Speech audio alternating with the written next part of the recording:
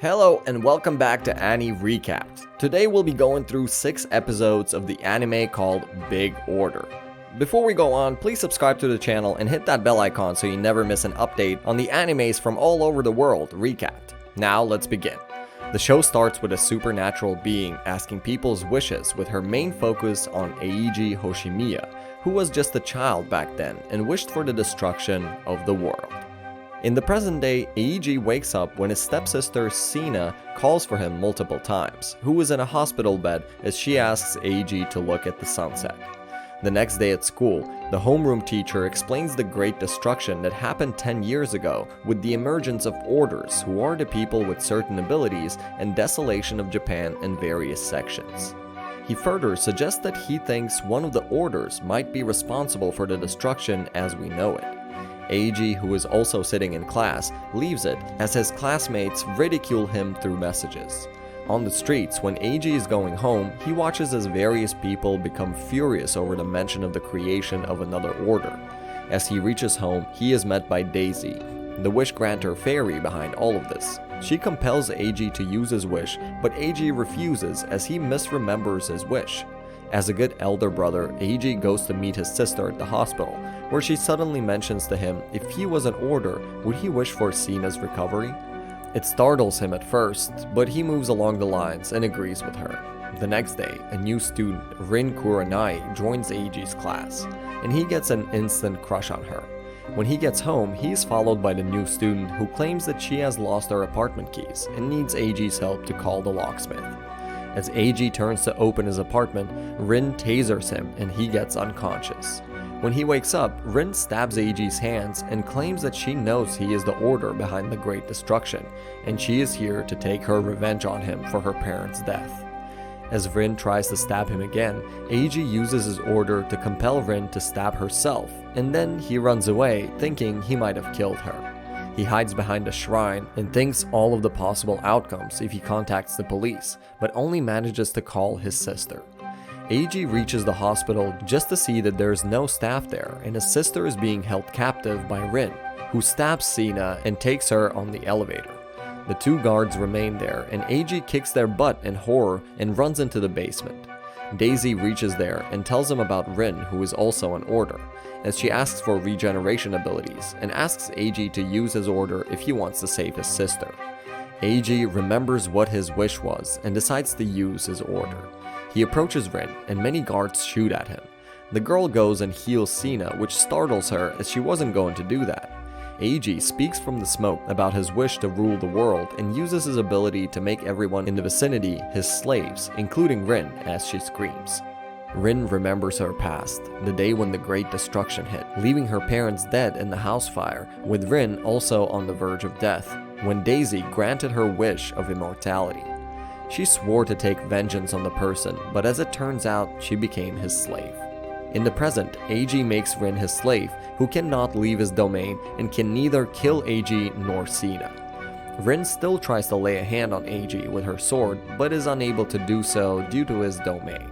Soon after, another person, Frank, reaches there and uses his ability to stop time to take them all to the headquarters.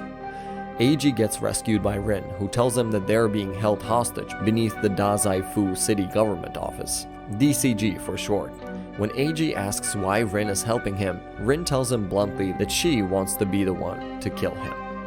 Rin takes Eiji through various dangerous paths and traps in hopes that it could eventually lead him to his death, but she ends up dying herself on her every single attempt. Eiji asks Rin to stop her futile attempt of murdering him, but she replies that she will never lose or give up. She takes him to a V-shaped corridor, one leading to the exit and the other to where Sina is held. Eiji chooses to save Sina, his stepsister, who loved him unconditionally even though she is terminally ill and will die after 6 months. Regardless, he wants to be there until the end. Eiji further tells Rin that Sina doesn't know that he is the order that caused the great destruction, and he was only hiding the truth till her death. Rin and Eiji get attacked by the reinforcements, but they soon overcome them and move towards where Sina is being held. When Eiji and Rin reach the area, Rin throws grenades towards Frank, who catches them and throws them in the direction of Eiji and runs towards him. As soon as they make contact, another person uses his ability called the ceasefire agreement. to stop their fight.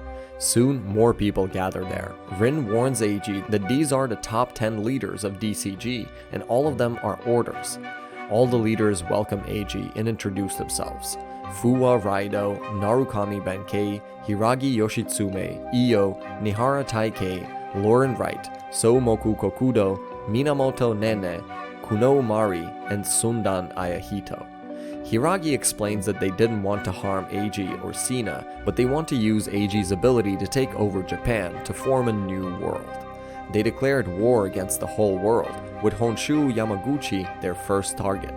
The soldiers take Rin away, who is still unable to understand the situation. Eiji gets startled by all the new information and asks to leave, but Hiragi tells him that they already released this information to the media, that Eiji was the person behind the destruction of the world. As Eiji cannot escape, he uses his ability to bound all the 10 members and become their king. The word about Eiji being responsible for the Great Destruction spread like wildfire, causing unrest nationwide. Eiji is unbothered by that as he watches Sina, who is under the spell of Frank's ability that has stopped time for her indefinitely. Hiragi explains to him that after taking down the world, they will also search for the Order who can help Sina and cure her disease. Eiji decides to use the top 10 to get his goal of saving Sina, but as he is thinking about that, a meeting is called about the invasion of Yamaguchi. Marie explains that Eiji is the key to their success, which startles Eiji because being their king, the rest should fight on the front lines, and not him. Eiji devises another plan, but Marie tells Eiji to hold his horses and to listen to them as she is the tactician of the group. Rin, who has been captured by the soldiers and is half naked, gets a green card for her release. As Eiji goes towards the conference room, where a meeting between the DCG and the Prime Minister is being held, Ayo hands him a gun, assuring him that everything will be alright. The DCG gives the impression that Eiji is the one controlling them to retaliate against the world, so the imbecile Prime Minister starts to kill off the families of the top 10 on live TV, thinking that they will surely respond and are definitely behind the coup d'etat. His futile attempt comes to an end when Eiji gets up and shoots everyone in sight, claiming that he is categorically behind all of this. But everyone turns out to be fine as Eiji uses his ability, but soon Rin enters the room and Eiji kills her, putting a nail in his stance, and the broadcast turns off. Eiji and the rest prepare for their fight against the rock god. The soldiers divide into many groups and attack from each side.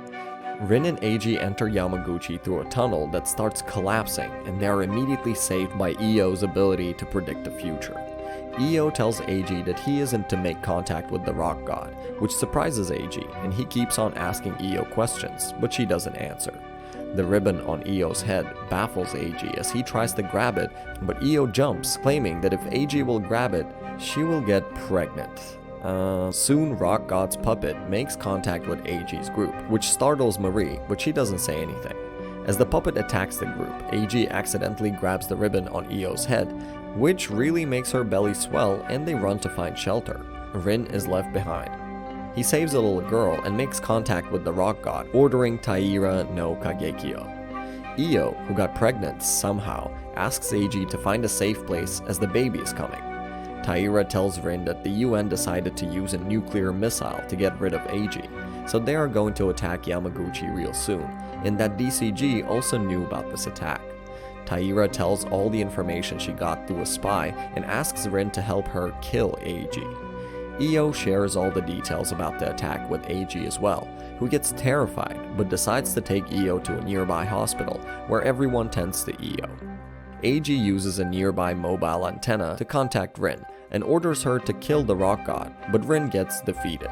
Eiji also contacts the headquarters, but Marie informs Eiji that a nuclear missile is being launched, so he needs to retreat. The rock god reaches the hospital and attacks Eiji through her puppet, but Eiji stops her attack by using his ability. Taira enlightens everyone about Eiji, which triggers their resentment, and they also start attacking Eiji too. A nurse stabs Eiji from behind, and he fails. Ayahito, the double spy, helps Rin and also tells Taira that all the soldiers have left and there is no one to protect Eiji. It makes Taira happy, but soon Eiji gets up and uses his ability to control everyone in sight, including the rock god, which enables Eiji to use the puppet to stop the nuclear missile. Narukami and Lauren join the battle and help Eiji stop the first nuclear missile. However, Taira isn't satisfied with his actions and claims that saving them won't absolve him from his sins.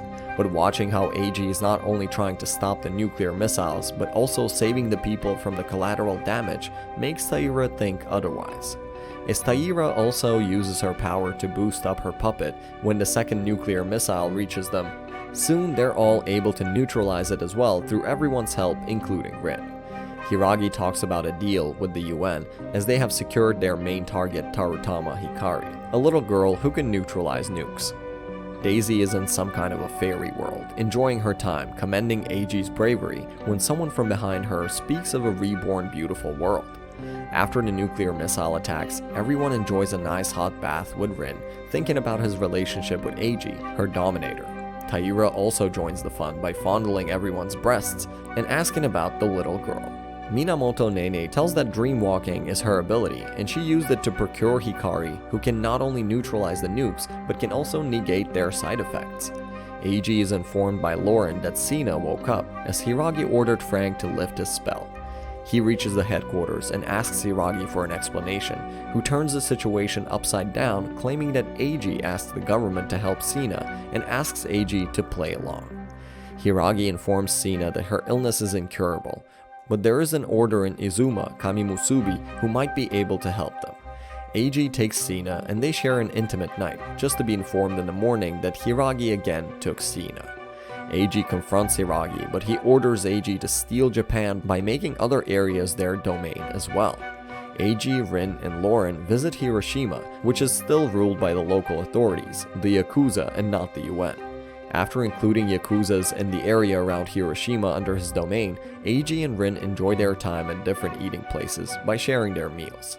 All of a sudden, Io has a premonition that a person with similar power to Eiji is going to make contact with him, and they leave the headquarters to help Eiji in Hiroshima. When Rin goes to get more food, she is dominated by that person, and Eiji also gets pursued by the Yakuza who were previously in his domain. Eiji gets cornered as the person responsible for this, introducing himself as Hattori Hanzo, from Public Safety Division 6. Rin attacks Eiji and his powers don't take effect on her. As Eiji tries to save himself from Rin's rapid attacks, he gets injured, but helps arrive in the form of Io and Narukami. Io informs Eiji that their group was specifically made to fight this person. Both Io and Narukami get injured while saving Eiji, who attacks Hattori using his ability, but it turns out the real person isn't here. He is using his ability to manipulate this person's body as well. Soon Hiragi arrives and uses his ability to heal his group and save Eiji from Hattori. Rin and Hattori leave as soon as possible, and Eiji confronts Hiragi, but he gets his answers from Daisy, who claims that the person controlling them was Hoshimiya Genai, Eiji's biological father. Eiji doesn't believe Daisy's words and claims that his father died when the Great Destruction hit, but Daisy informs them that Hattori and Rin are going to Izuma and they should go there to clear their doubts. Io accompanies Eiji during this trip to Izuma, where they eat at a restaurant. As Eiji is concerned about Rin, Io tries to help him by sharing a premonition about Kamimusubi. They both get on a truck to get to the place Io's cart predicted. Along the way, Io tries to get close to Eiji, who is still worried about Rin, and claims that if Rin was here, Io wouldn't have to burden herself with this mission. This upsets Io, who thinks Eiji will be the father of her child, and the pregnancy that happened in the Yamaguchi was just an imitation of a coming future. Io hesitantly tries to mention the pregnancy, but Eiji stops her in mid-sentence and promises Io that he will never touch her. Soon, both of them reach the cave and enter it. Io, who is still in her thoughts, doesn't realize it as the cave starts to rubble. Eiji asks Io to guide him through the path using her ability, but she is still in despair, thinking that her premonition can be wrong, as Eiji doesn't like her. Soon they reach a place, but the rock beneath them breaks, causing them to fall into the water. Eiji saves Io from drowning, and both sit near the fire as their clothes are drying. Eiji again mentions Rin, which triggers Io, and she gets completely naked and asks Eiji to see her and to like her, as she is already in love with him. All of a sudden, both of them hear a shriek of laughter, and the gods of Izuma visit them. Kami Musubi of Izuma introduces herself as Shirobyoshi Kuroko and asks Eiji and Io to continue their love story instead of dilly-dallying. When Eiji asks Kuroko to help his sister Sina, she refuses as they are doing some kind of a ritual. However, Kuroko does give them an opportunity and tells them if Eiji and Io were able to catch the ball from them, with one rule being that they cannot use their order on the ball, she will help them. Eiji and Io try their best to catch the ball by using their ability, as the gods play along, but they are unable to do so. Eiji gets tired and puts his head on Io's lap, and they both form a plan. They hold each other's hands, and instead of talking, Io predicts the future and helps Eiji with the touch of her hand. In no time, soon both can catch the ball by using Eiji's avatar as a decoy and catching the ball during the swing. Kuroko appreciates both Eiji and Io when a tidal wave hits them, which is controlled by a person, Matsudaira Fumai, a member of Public Safety Division 6, who claims that he is here to take Kuroko's life. Fumai tries to drown them, but Eiji uses his ability to form an air chamber under the water. Kuroko advises them to merge their wishes as it's the only way to save them. Eiji and Io join forces, which also causes their avatar to merge, and together they can defeat Fumai, but he calls out for Daisy, who opens a portal between Rin and them. Hattori asks one of his subordinates to finish off Kuroko. He uses his ability to slash through dimensions, killing Kuroko. And that would be it for today. These episodes left us with so many questions. Is Kuroko dead? How is Eiji's father alive? Let us know what you think in the comments down below, and we'll find out in the next episodes. If you enjoyed it, do leave us a like and subscribe to our channel for more amazing content like this. Peace.